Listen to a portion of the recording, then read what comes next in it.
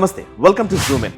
77వ గణతంత్ర దినోత్సవ వేడుకలకి భారతదేశం యావత్తు సిద్ధమైంది. రిపబ్లిక్ డే పరేడ్ కోసమని ప్రత్యేక ఏర్పాట్లని చేయడం జరిగింది.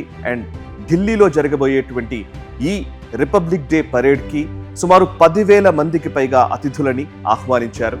అందులో ముఖ్య అతిథులుగా యూరోపియన్ కమిషన్కి సంబంధించి అండ్ యూరోపియన్ యూనియన్కి సంబంధించినటువంటి కీలకమైనటువంటి వ్యక్తులు ముఖ్య అతిథులుగా ఈ పరేడ్లో పాల్గొనబోతున్నారు.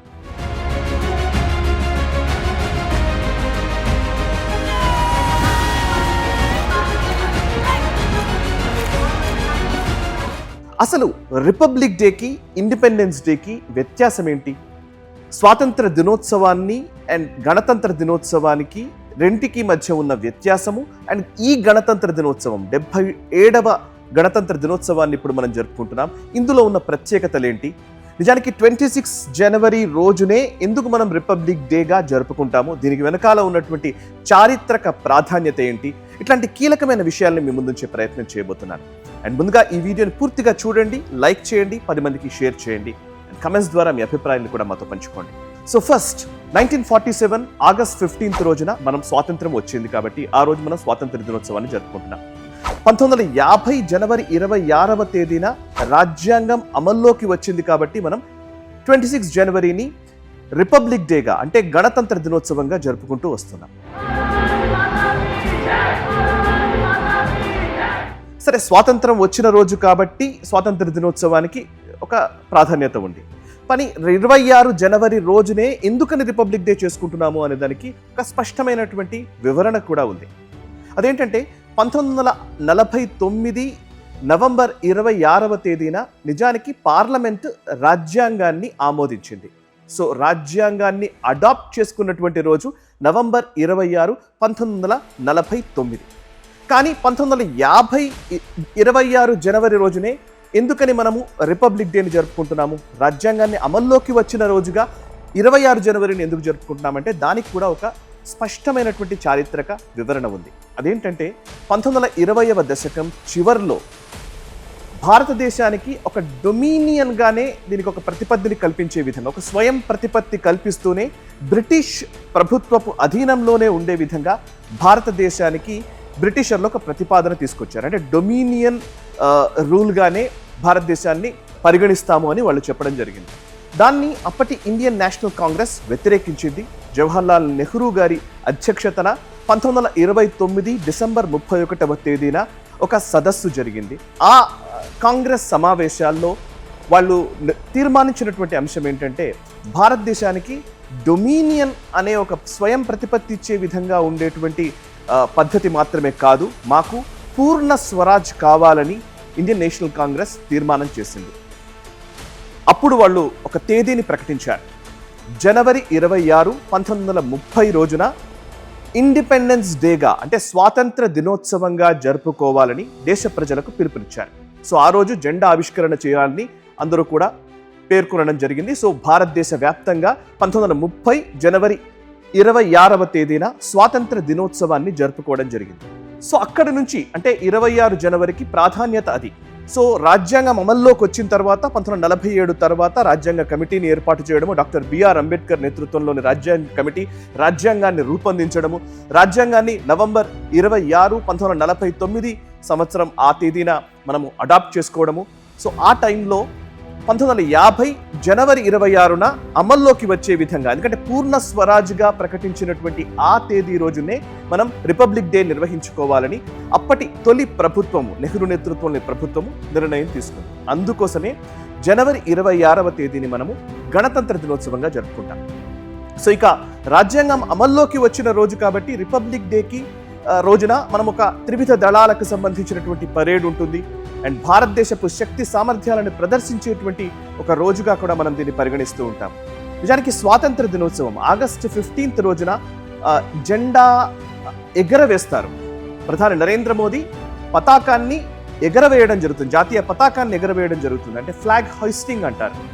అదే రిపబ్లిక్ డే రోజున ఫ్లాగ్ హర్లింగ్ అంటారు, అంటే జెండా ఆవిష్కరణ అంటారు. జెండాను ఎగరవేయడానికి, జెండాను ఆవిష్కరించడానికి కూడా డిఫరెన్స్ ఉంది. ఆగస్ట్ 15 రోజున ప్రతి సంవత్సరము కూడా భారత ప్రధాని నరేంద్ర మోదీ గారు లేదా భారత ప్రధానిగా ఎవరుంటే వాళ్ళు ఎర్రకోట పైన జెండాని ఎగరవేస్తారు. 26 జనవరి అంటే రిపబ్లిక్ డే రోజున రాష్ట్రపతి జెండాను ఆవిష్కరిస్తారు. అంటే ఫ్లాగ్ ఎగరవేయడం అంటే కింద ఉన్నటువంటి ఫ్లాగ్ని పైకి దాన్ని ధ్వజారోహణ చేసి ఆ తర్వాత దాన్ని అన్ఫోల్డ్ చేయడం జరుగుతుంది.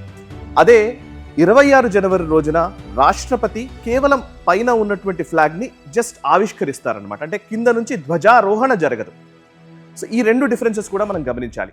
అండ్ మరొక వైపు 15th ఆగస్ట్ రోజున జాతిని ఉద్దేశించి భారత ప్రధాని ఎవరుంటే వాళ్ళు ప్రసంగించడం అనేది ఒక ఆనవాయితీ.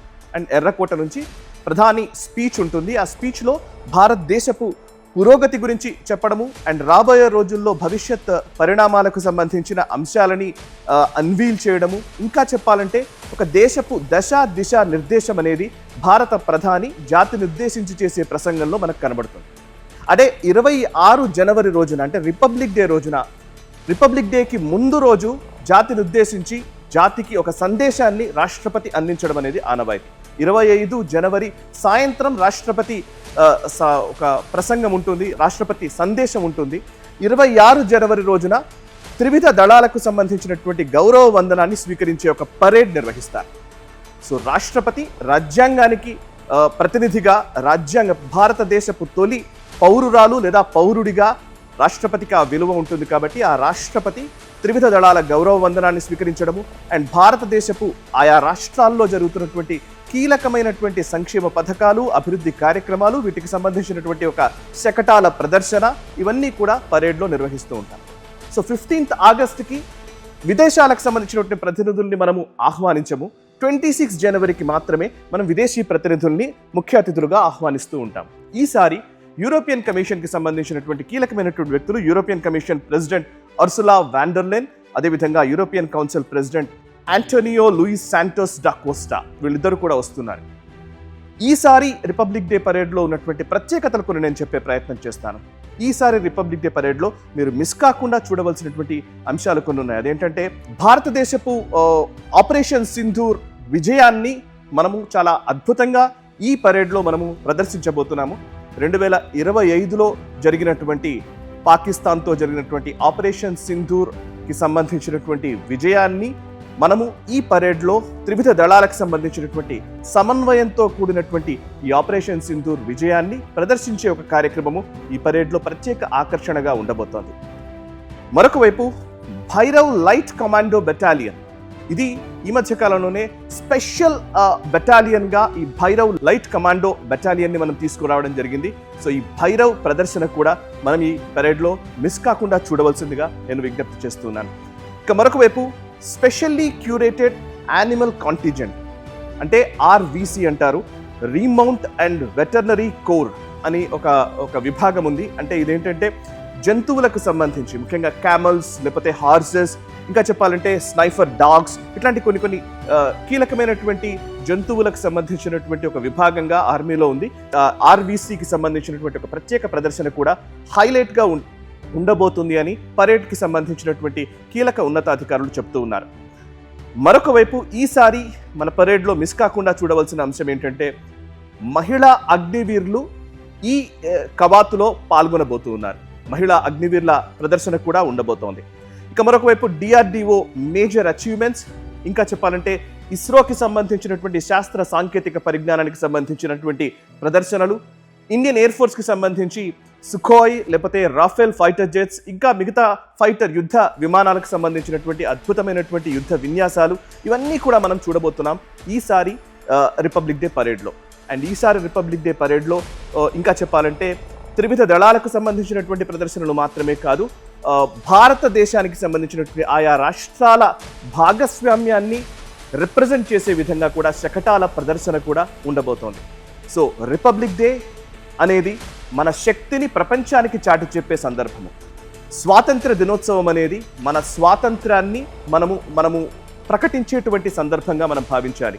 అండ్ భారతదేశపు స్వాతంత్రపు ఉద్యమానికి సంబంధించినటువంటి కీలకమైన అంశాలు, వాటన్నిటిని గుర్తు చేసుకున్నటువంటి సందర్భంగా స్వాతంత్ర దినోత్సవం ఉంటే, రిపబ్లిక్ డే అనేది భారతదేశాన్ని సత్తాక సార్వభౌమాధికారానికి సంబంధించినటువంటి ఒక అద్భుతమైన ప్రతీకగా విశ్వగురు స్థానం వైపు వెళ్ళేటువంటి అద్భుతమైనటువంటి దేశంగా మనల్ని మనం అభివర్ణించుకునే విధంగా మన దిశని ప్రపంచానికి చూపించే విధంగా జరిగేటువంటి అద్భుతమైనటువంటి వేడుక ఈ గణతంత్ర దినోత్సవం. సో గణతంత్ర దినోత్సవం అండ్ స్వాతంత్ర దినోత్సవం రెండింటికి మధ్య డిఫరెన్స్ మీకు అర్థమైంది అనుకుంటారు. ఈ వీడియో ఇన్ఫర్మేటివ్గా అనిపిస్తే వెంటనే లైక్ చేయండి, 10 మందికి షేర్ చేయండి, కమెంట్స్ ద్వారా మీ అభిప్రాయాలు మాతో పంచుకోండి. అండ్ 99 టీవీ నుంచి మీరు ఎటువంటి కాంటెంట్ని ఎక్స్పెక్ట్ చేస్తున్నారో కూడా ప్లీజ్ కమెంట్స్ ద్వారా తెలియజేసే ప్రయత్నం చేయండి. నమస్తే.